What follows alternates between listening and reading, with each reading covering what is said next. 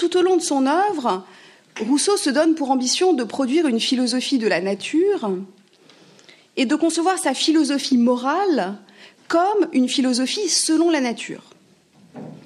Alors, je m'en tiendrai aujourd'hui à cette philosophie morale et en particulier, je laisserai de côté tous les développements que Rousseau consacre à la philosophie politique, car dans la philosophie politique, Rousseau prône au contraire la dénaturation. C'est l'un des paradoxes de sa philosophie. Donc je m'en tiens à la philosophie morale et je voudrais poser la question suivante.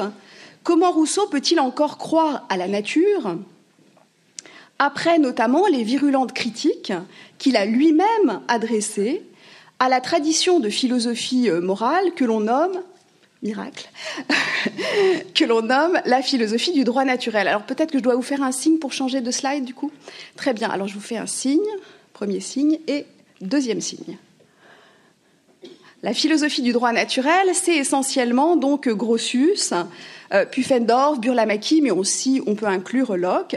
Donc ces théoriciens qu'on dit parfois aussi juste naturalistes, qui ont pensé la morale, la science de la morale, avec l'idée selon laquelle l'homme pouvait accéder par sa raison à une loi de nature qui lui prescrivait ses devoirs. Et Rousseau, dans le second discours, dans le discours sur l'origine et les fondements de l'inégalité parmi les hommes, réfute de manière radicale l'idée selon laquelle l'homme par nature aurait accès à une justice naturelle, pourrait par sa raison accéder à la loi de nature. Donc que reste-t-il de la nature une fois qu'on a réfuté cette tradition du droit naturel moderne ?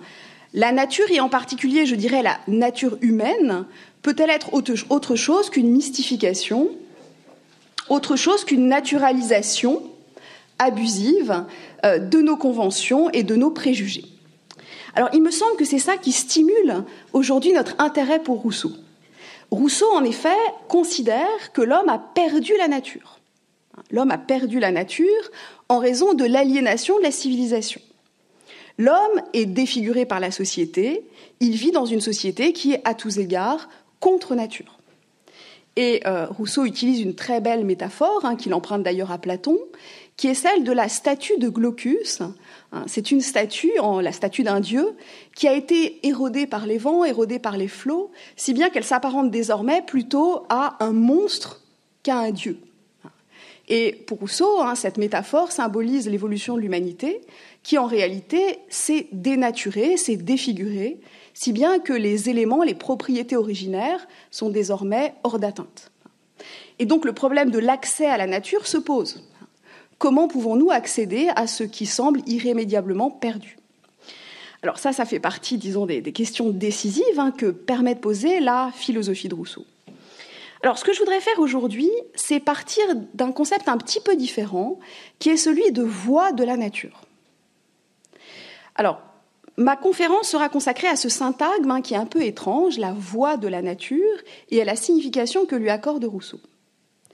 Comme nous le verrons, ce sont en réalité les philosophes modernes, ceux que Rousseau nomme les matérialistes, ceux qui sont déjà nommés à l'époque les matérialistes, qui en réalité sont à ses yeux sourds à la voix de la nature. Quoi qu'ils se revendiquent, et c'est ça le paradoxe, constamment d'elle, constamment de la nature. Donc j'aborderai aujourd'hui ce paradoxe qui est évoqué par Rousseau, celui d'une dénaturation de ceux, donc les philosophes modernes, qui se revendiquent pourtant de la nature. Qu'est-ce que ça signifie ? Que Rousseau critique les matérialistes, qui sont pourtant des naturalistes, et en particulier Diderot, son ancien ami devenu ennemi, mais aussi Helvétius, Lamétrie, et bien d'autres. Donc comment peuvent-ils, c'est la question que pose Rousseau, être aveugles et sourds à ce point, à ce qu'est la véritable nature, à ce qu'est la voie de la nature ? Et la question corrélative, comment Rousseau, lui, prétend entendre encore la voix de la nature. Alors Rousseau n'est pas Jeanne d'Arc, donc il n'y a pas quand même une connexion directe. Il n'entend pas des voix, mais pourtant, il entend, prétend-il, cette voix de la nature. Donc d'où vient qu'il puisse, lui, contrairement à ses contemporains, l'entendre encore ? Alors à titre introductif, je partirai de deux lieux essentiels de l'œuvre de Rousseau. Donc, changer la slide. Le premier, c'est le discours sur l'origine et les fondements de l'inégalité parmi les hommes, qui est une peinture de l'homme selon la nature, une peinture de l'homme sauvage, de l'innocence primitive, de ce qu'on appellerait aujourd'hui les sociétés sans État, qui, chez Rousseau, permettent de mettre en lumière ce qu'il a appelé un peu plus tard la bonté naturelle de l'homme, c'est-à-dire l'idée selon laquelle, j'y reviendrai, finalement, l'homme n'est pas par nature agressif, il ne cherche pas par nature le conflit avec ses semblables, il ne cherche pas par nature à leur nuire.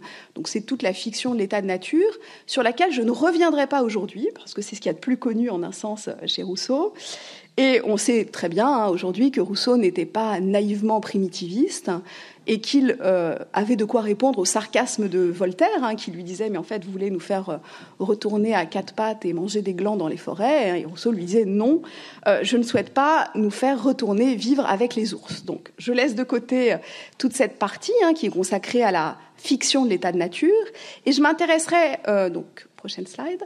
Je m'intéresserai plutôt à un autre ouvrage de Rousseau, qui est Émile, et qui va retenir mon attention aujourd'hui, un ouvrage un peu plus tardif, qui est paru en 1762, où l'ambition de Rousseau n'est plus de décrire l'homme sauvage, comme il l'appelle lui-même, avec tous les guillemets qui s'imposent aujourd'hui, mais celui qu'il appelle l'homme de la nature, et qu'il oppose à celui qu'il appelle l'homme de l'homme.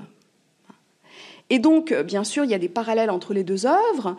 Il ne s'agit pas de remonter à l'état de nature fictif, mais il s'agit bien quand même de retrouver une nature originaire et de faire en sorte que cet enfant, Émile, comme il s'appelle, qui va devenir adolescent puis homme, que cet enfant soit éduqué de manière à conserver un certain nombre de propriétés qu'il possède par nature. Donc je vais m'intéresser à ce roman d'éducation, ce traité qui est aussi un roman, donc qui a un statut rhétorique tout à fait particulier. J'ai malheureusement pas le temps de rentrer dans tous les détails de ce statut rhétorique, on pourra en reparler. Ce qui est important, c'est que Rousseau l'appelle aussi son système, et que quand il l'appelle son système du traité, ou son système ou son traité de la bonté naturelle de l'homme, il affirme, c'est ce qui est le plus important pour lui, que en réalité, il est fondé sur le principe de la bonté naturelle de l'homme. Donc c'est ça qui va m'intéresser aujourd'hui, le thème de la voie de la nature tel qu'il s'exprime dans cette œuvre, Émile. Et la question que je vais poser, c'est finalement, qu'est-ce au juste que la voie de la nature ? Et je vais essayer de montrer que Rousseau l'identifie à une instance très particulière qui est en nous, qui est l'instance de la conscience. C'est la conscience qui, chez Rousseau, va être dite juge infaillible du bien et du mal, donc du juste et de l'injuste. C'est la conscience ou le sentiment intérieur qui va être présenté par Rousseau comme notre véritable guide dans la vie morale. Et c'est ce sentiment intérieur que Rousseau va essayer de retrouver, on pourrait dire en profondeur, sous la surface agitée, disons, et vaine de la civilisation. Et c'est elle qu'il va tenter de préserver intacte dans l'élève éduqué dans des conditions très particulières qu'est Émile. Donc je laisserai de côté la question de la botanique, finalement, je ne peux pas parler de tout, et je m'en tiendrai à cette question. Donc je procéderai, ma question centrale sera la suivante, comment comprendre l'infaillibilité de la conscience ? Comment comprendre le caractère inaltérable de la voie de la nature ? Pourquoi Rousseau pense-t-il que nous ne puissions pas faire spontanément d'erreurs morales en jugeant les actions si nous suivons notre conscience ? Donc je procéderai en 3 temps. J'examinerai d'abord brièvement, très brièvement, le projet rousseauiste d'une science de l'homme, donc ce qu'il appelle la marche de la nature, lorsqu'il présente la préface d'Émile, donc le projet d'une science de l'homme ou d'une théorie de l'homme. Et j'en viendrai dans un second temps à la dimension polémique du discours de Rousseau. Donc Rousseau face aux matérialistes de son temps, pourquoi veut-il à tout prix les réfuter ? Que signifie cette entreprise de réfutation ? Et puis enfin, dans un 3e temps, j'essaierai d'examiner la réponse que Rousseau leur adresse en défendant ce qu'il appelle l'infaillibilité de la voie de la conscience comme voie de la nature. Voilà le programme. Alors, donc premièrement, slide suivant, le projet de la science de l'homme. Alors, dans une œuvre qui est écrite juste après Émile, Rousseau utilise un terme singulier pour se peindre lui-même. On peut dire qu'il se campe lui-même en généalogiste. Il affirme que sa philosophie est tout d'abord une généalogie. On peut dire qu'il s'agit d'une généalogie de la morale, ou plus précisément de la moralité, puisqu'il s'agit pour lui de savoir comment un homme qui est originairement naturellement bon s'est corrompu comment les préjugés et les vices se sont introduits, en quelque sorte, de l'extérieur, dans une nature qui était originellement bonne. Donc, slide suivant, c'est une très célèbre citation de la lettre que Rousseau adresse à l'archevêque de Paris, Christophe de Beaumont, qui vient juste d'édicter un mandement contre lui, qui est adressé à ses fidèles. Alors juste un détail, Émile va provoquer un scandale terrible au moment où il sort. Il est condamné par le Parlement de Paris à être brûlé et lacéré en place publique. Son auteur est condamné à être de prise de corps, c'est-à-dire emprisonné. Il doit s'exiler dans la nuit. Et malheureusement, ce n'est que le début de toute une série de persécutions. Donc, on pourra peut-être comprendre pourquoi plus tard, mais ce qui est important, c'est que l'archevêque de Paris contribue, lui aussi, à ces critiques très violentes, et Rousseau donc se défend en présentant son ouvrage de la manière suivante. Donc, je cite ici la citation que vous avez projetée. « Le principe fondamental de toute morale, sur lequel j'ai raisonné dans tous mes écrits, et que j'ai développé dans ce dernier, c'est Émile, avec toute la clarté dont j'étais capable, est que l'homme est un être naturellement bon, aimant la justice et l'ordre, qu'il n'y a point de perversité originelle dans le cœur humain et que les premiers mouvements de la nature sont toujours droits. » Fin du texte. « J'ai montré que tous les vices qu'on impute au cœur humain ne lui sont point naturels. J'ai dit la manière dont ils naissent. J'en ai, pour ainsi dire, suivi la généalogie. Et j'ai fait voir comment, par l'altération successive de leur bonté originelle, les hommes deviennent enfin ce qu'ils sont. » Alors, on pourrait passer des heures à expliquer ce texte magnifique où Rousseau présente de manière très synthétique son projet dans Émile. Disons simplement que Rousseau affirme ici qu'il peut connaître la nature humaine et qu'il peut affirmer, de manière presque axiomatique, son caractère moral. Même si, et c'est ça le paradoxe, cette nature ne peut plus s'observer, puisque les hommes qu'il fréquente sont tous corrompus. Ils sont tous méchants, ils sont tous pervers, ils sont tous mus, enfin pas tous, mais nombre d'entre eux, à Paris en tout cas, sont mus par ce qu'il appelle la passion de l'amour-propre, qui est le désir de se distinguer, la fureur de la réputation, de la gloire, qui conduit les hommes à l'animosité, à la jalousie, à la rancune, au mépris, à l'arrogance et parfois à la haine. Donc Rousseau nous dit que bien qu'on observe la méchanceté, bien qu'on observe le fait que les hommes aiment se nuire, eh bien, il faut affirmer que la nature, elle, est toute différente et que cette nature est originairement bonne. Et donc, qu'il n'y a pas, par exemple, d'effet durable, ce qu'on disait à l'époque, dans le cadre d'une pensée chrétienne, augustinienne, normalement, il n'y a pas d'effet durable du péché originel sur l'homme. L'homme n'est pas corrompu, que ce soit originairement ou après la chute. Alors, qu'est-ce qui permet à Rousseau d'être aussi catégorique ? Qu'est-ce qui lui permet de dire que l'homme est naturellement bon ?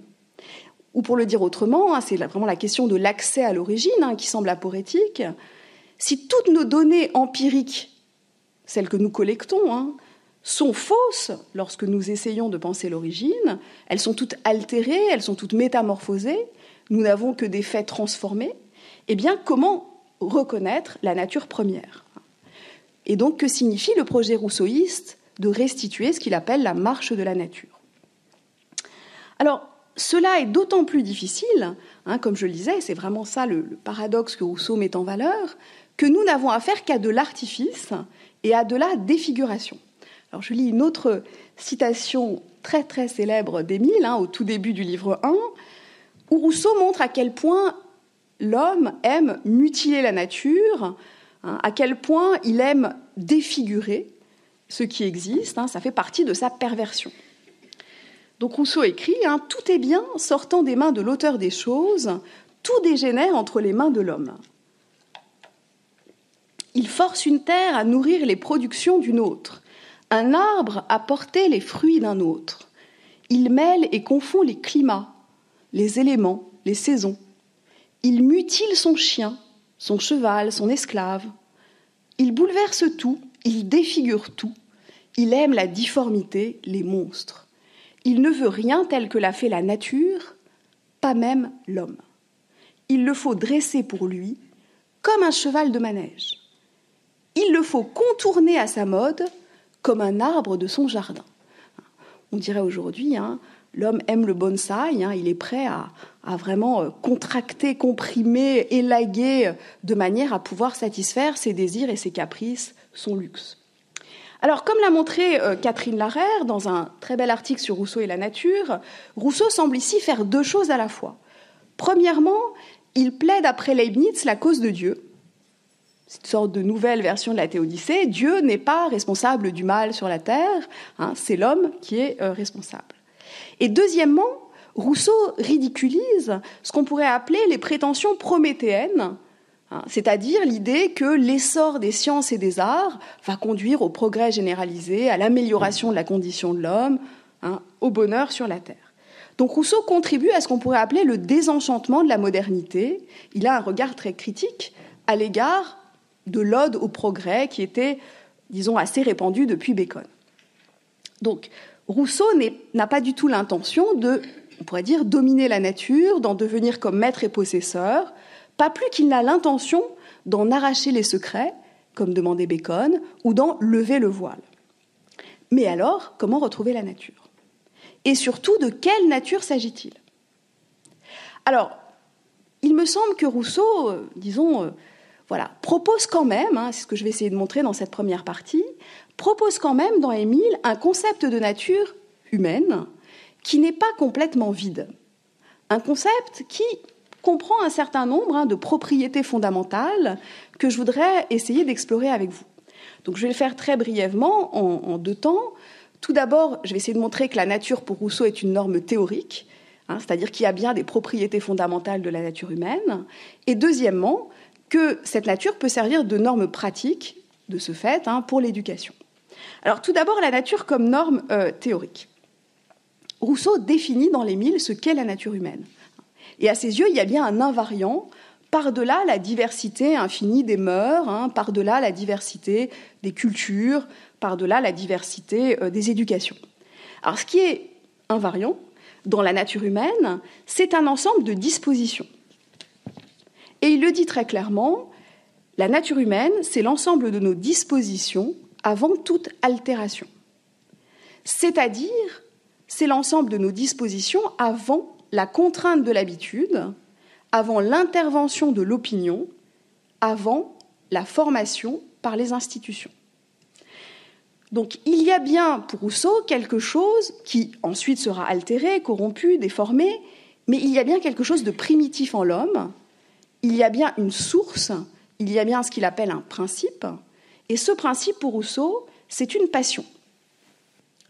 Donc l'invariant fondamental de la nature humaine, c'est une passion, et cette passion, Rousseau la nomme amour de soi.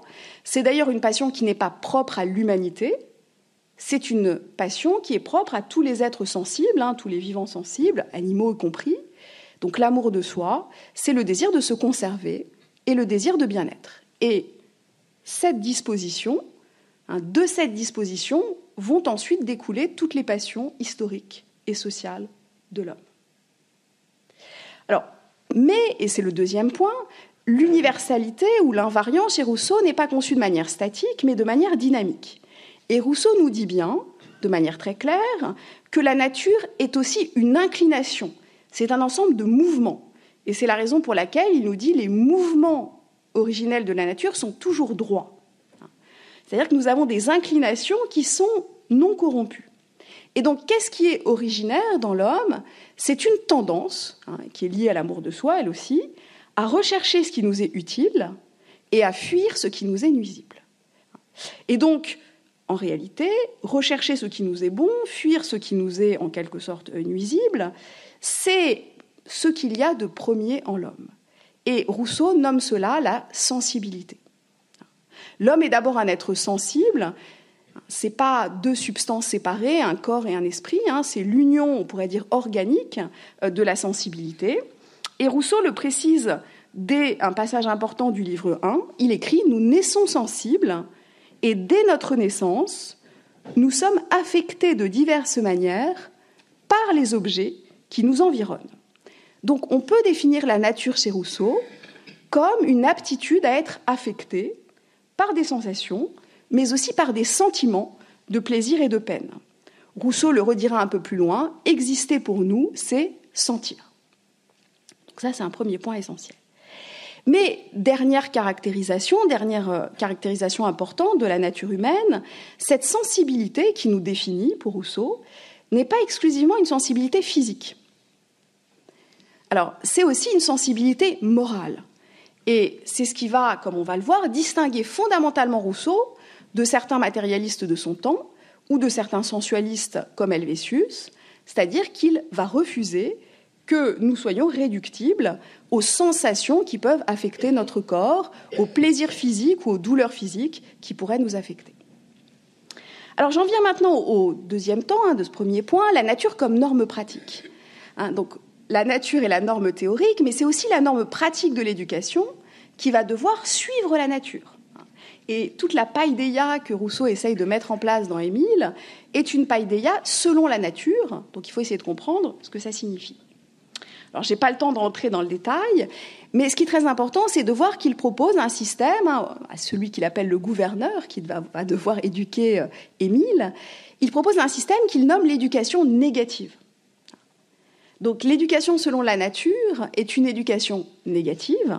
Elle ne vise pas à inculquer des connaissances, elle ne vise pas à endoctriner moralement, à proposer des leçons de morale ou des sermons, des catéchismes, mais elle propose simplement d'éviter, elle se propose simplement négativement d'éviter que les préjugés et les vices puissent entrer dans l'esprit et dans le cœur humain.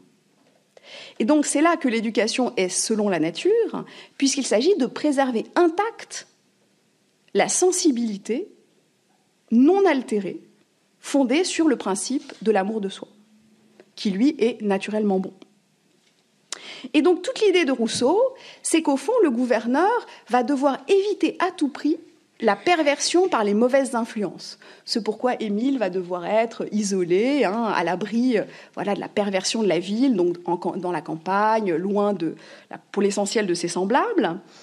Et corrélativement, il va falloir éviter à tout prix l'essor de l'amour-propre, qui est une passion comparative, d'où naîtront ensuite tous les vices sociaux. Donc suivre la nature, c'est éviter, pour Rousseau, de se perdre dans le jeu de l'imagination et des passions comparatives. Suivre la nature, c'est aussi, pour Rousseau, supporter la nature, dont Rousseau nous dit qu'elle est avant tout douleur et souffrance. Que le primat dans la vie humaine, si on calcule les plaisirs et les peines, en fait, les peines l'emportent.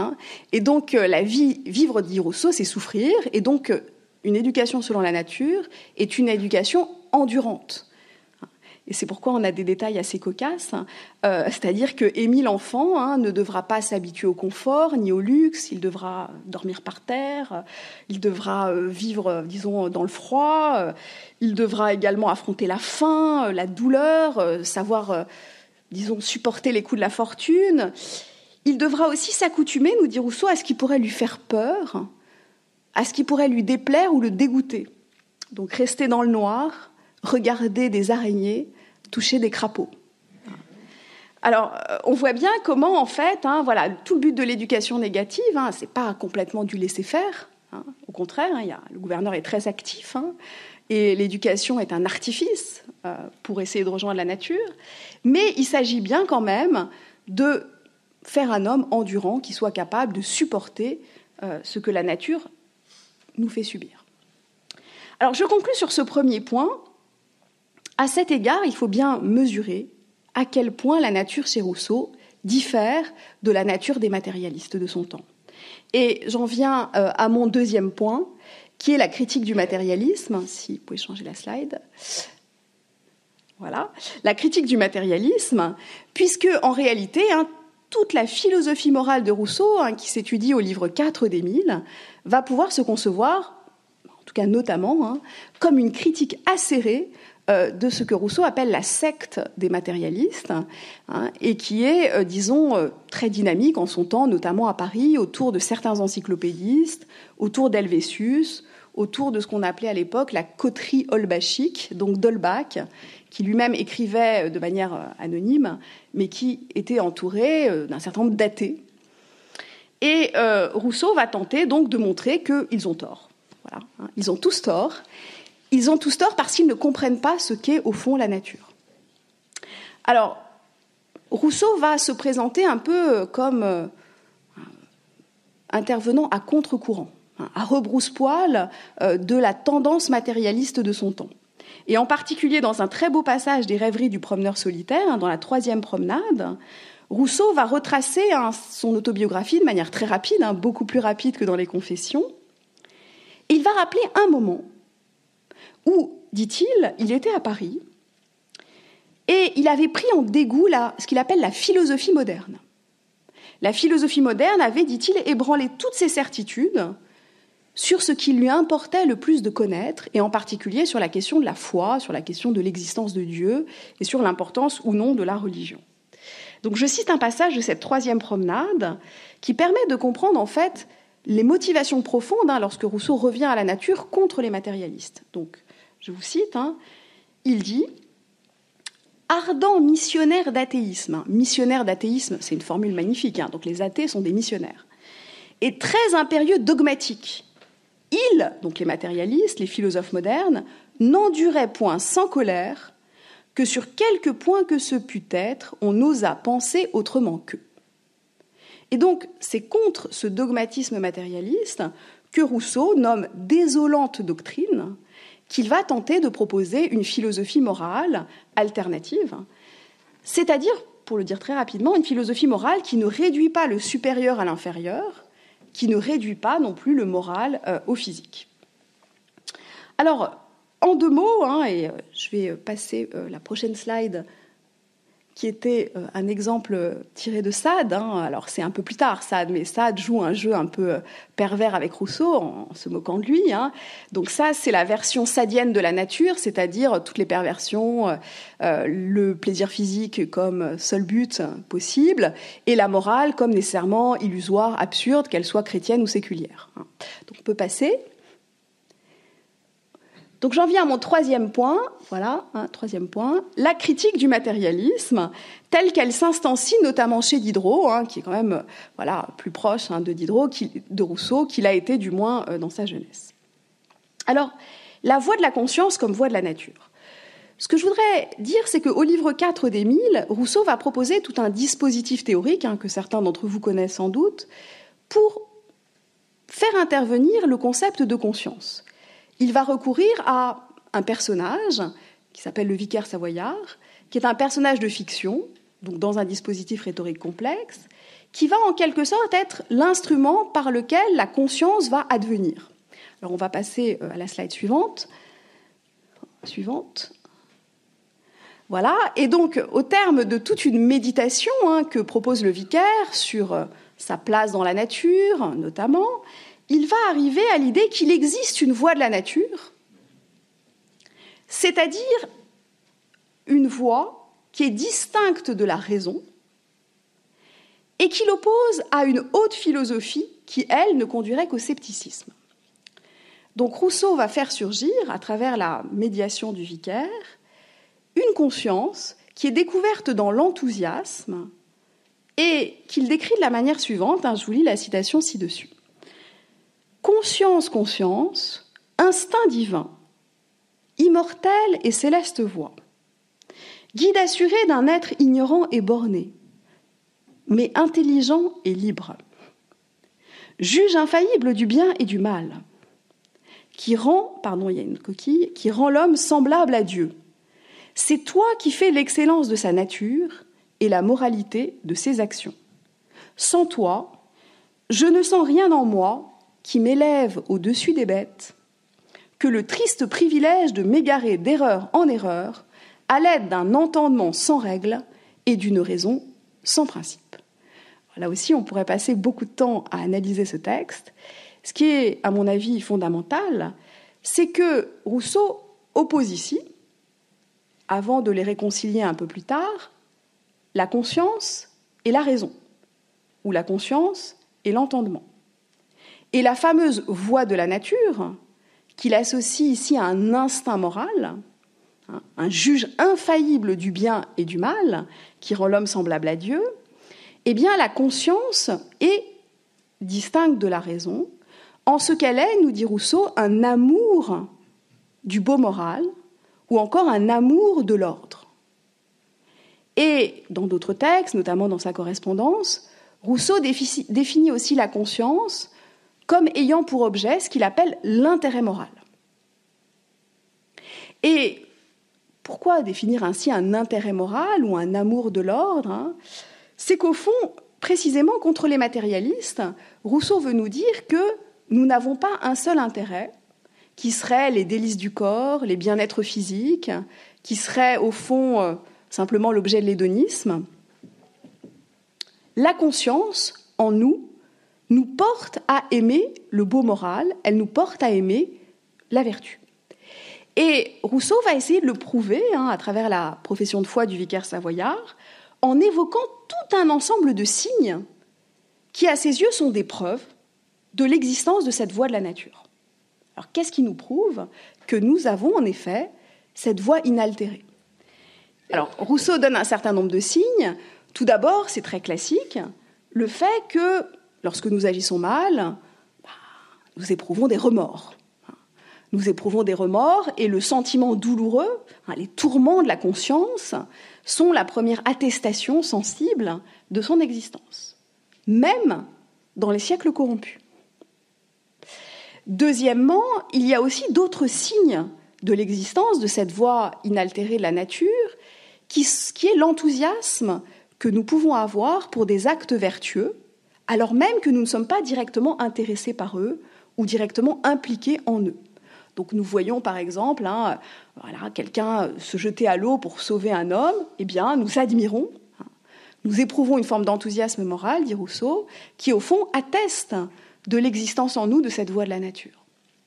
Alors, de ce point de vue, Rousseau critique par exemple de manière très fervente Helvétius, qui dans un ouvrage intitulé « De l'esprit », qui venait juste de paraître, 1758, que Rousseau vient juste de lire, et qui d'ailleurs avait suscité un scandale énorme, il avait été lui aussi brûlé en place publique, eh bien Helvétius affirmait que le seul plaisir de l'homme était physique et que la seule sensibilité de l'homme était physique. Et Rousseau lui dit non, absolument pas. Nous avons une sensibilité morale, nous avons ce que nous appellerions aujourd'hui des émotions morales. Et ces émotions morales, elles se traduisent notamment, et Rousseau est très profus dans la Nouvelle Héloïse pour décrire les manifestations sensibles de ces émotions, des pleurs, par des transports, par des palpitations, par tout un appareil finalement corporel, gestuel, sensible, qui traduit le fait que nous ne sommes pas complètement dénaturés. En tout cas, certaines personnes échappent à la dénaturation. Donc, voilà où je voulais en venir. Rousseau, finalement, va critiquer les matérialistes et il va critiquer aussi les sceptiques qui, par exemple, Montaigne ou Bayle, qui affirmaient qu'au fond, même s'il existait une loi morale naturelle, nous ne pourrions jamais y avoir accès par notre raison. Alors, on va passer à la slide suivante. C'est un très beau passage de Rousseau où, précisément, il réfute Montaigne en affirmant, à travers la voix du vicaire, « Mais que sert au sceptique Montaigne les tourments qu'il se donne pour déterrer en un coin du monde une coutume opposée aux notions de la justice ? Que lui sert de donner aux plus suspects voyageurs l'autorité qu'il refuse aux écrivains les plus célèbres ? Quelques usages incertains et bizarres, fondés sur des causes locales qui nous sont inconnues, détruiront-ils l'induction générale tirée du concours de tous les peuples, opposés en tout le reste, et d'accord sur ce seul point ?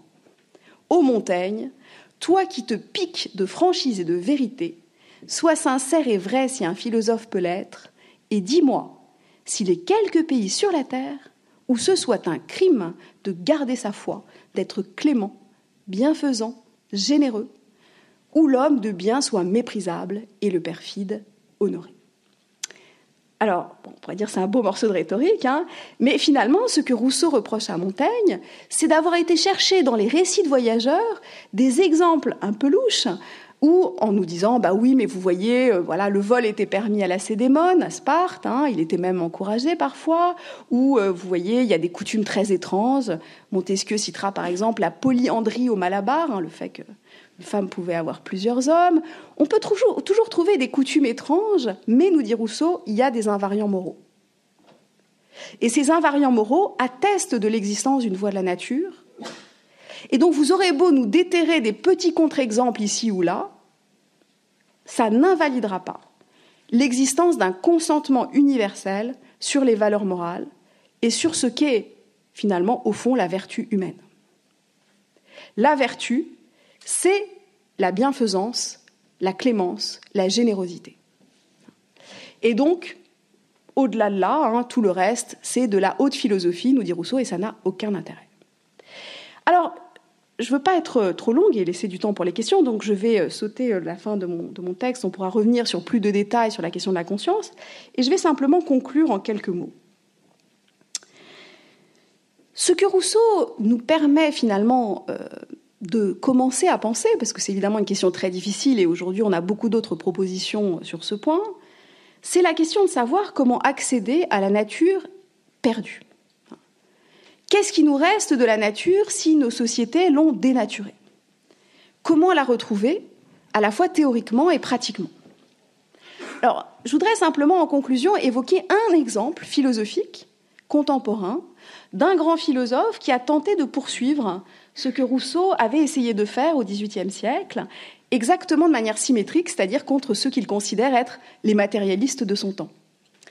Et ce philosophe, qui est québécois, qui parle aussi bien admirablement français qu'anglais, c'est Charles Taylor. Peut-être certains d'entre vous le connaissent-ils. Charles Taylor, qui dans un de ses ouvrages majeurs, Les sources du moi, qui est paru en 1989, propose une généalogie de ce qu'il appelle la formation de l'identité moderne. Et dans cette généalogie de la formation de l'identité moderne, il se propose d'exhumer, dit-il, ce qu'il appelle aussi les sources morales qui ont été occultées par un courant qu'il juge individualiste.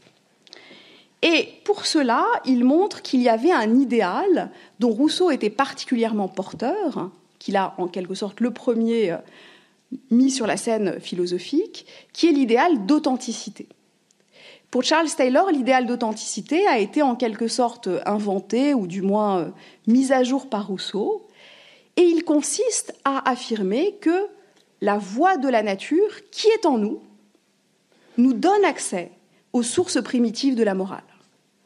Donc, pour savoir ce qu'il faut faire pour être moral, il ne faut plus se tourner vers Dieu ou vers, disons, une religion qui aurait un ensemble de commandements, comme les 10 commandements, par exemple. Il ne faut plus non plus s'en tenir à un discours philosophique spéculatif. Il faut se tourner vers l'intérieur, vers les sources intérieures de la morale. Et en cela, nous dit Taylor, Rousseau nous a beaucoup apporté, lui qui nous a dit que l'évaluation morale ne se rapporte ni à Dieu, ni à l'idée de bien, mais à la conscience. La conscience en tant que voie de la nature, qui est en quelque sorte résidu en nous de l'origine. Alors, qu'en est-il aujourd'hui ? Il me semble qu'à certains égards, nous n'avons pas totalement renié cette approche rousseauiste. En un sens, faire confiance à la conscience, c'est admettre une forme d'intuitionnisme moral, avec toutes ses limites et tous ses dangers, toutes ses tensions intrinsèques. Mais ne pas faire confiance à la conscience, c'est risquer de s'en tenir au scepticisme, au relativisme, souvent au matérialisme, qui pourrait réduire la morale à un ensemble de conventions sociales, ou bien, comme c'était le cas à l'époque de Rousseau, à un pacte de dupes. À bien des égards, il me semble que ce choix est encore le nôtre. Je vous remercie.